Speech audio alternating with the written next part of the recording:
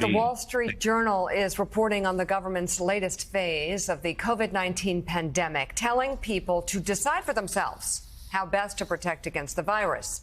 As the Journal reports, health officials are leaving it up to people to assess if they need booster shots, whether to wear a mask, and how long to isolate after a positive test. Businesses, schools, and other entities are scaling back specific guidelines as they prepare for a return to normal. Richard, you have a quizzical look about you. For so many years, the Centers for Disease Control was on that short list of the most impressive institutions in this country, in or out of government. Something seriously has gone wrong there.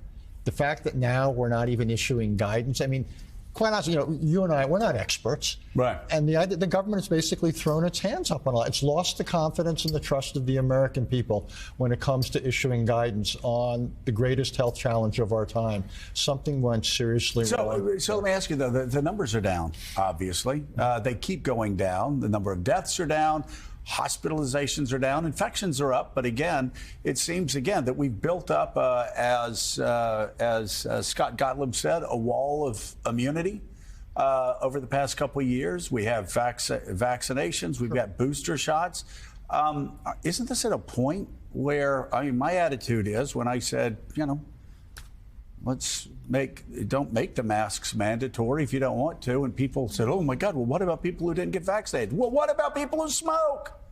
I mean, I'm at the stage now where resistance is built so high that if people decide not to get the vaccine, like half of the Boston Red Sox, it's going to be a fun series in Toronto. Yeah. That's just their choice. We've done all we could do.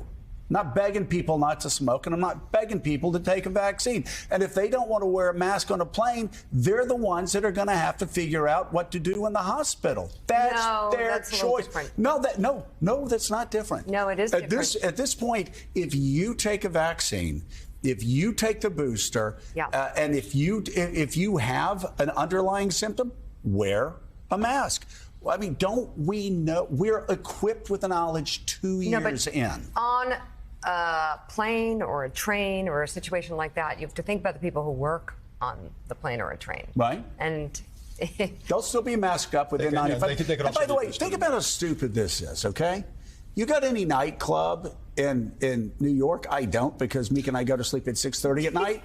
But I hear they're packed. There's not good ventilation in a lot of nightclubs. There's not good ventilation in restaurants.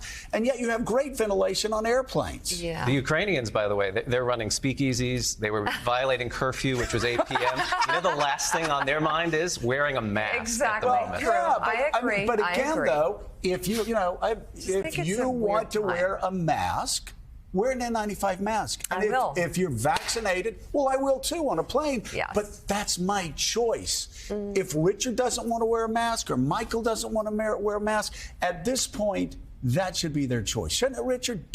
Aren't we armed with enough information? And again, I'm going to say it for the idiots that'll go, oh, this is what I was saying 2 years ago. Well, 2 years ago, we didn't have vaccines. 2 years ago, we didn't have boosters. And the violent strain of COVID. We didn't have the violent strain of COVID. 2 years ago, we didn't have the wall of immunity that we have now. 2 years later. We're in a much, much better situation. You're right.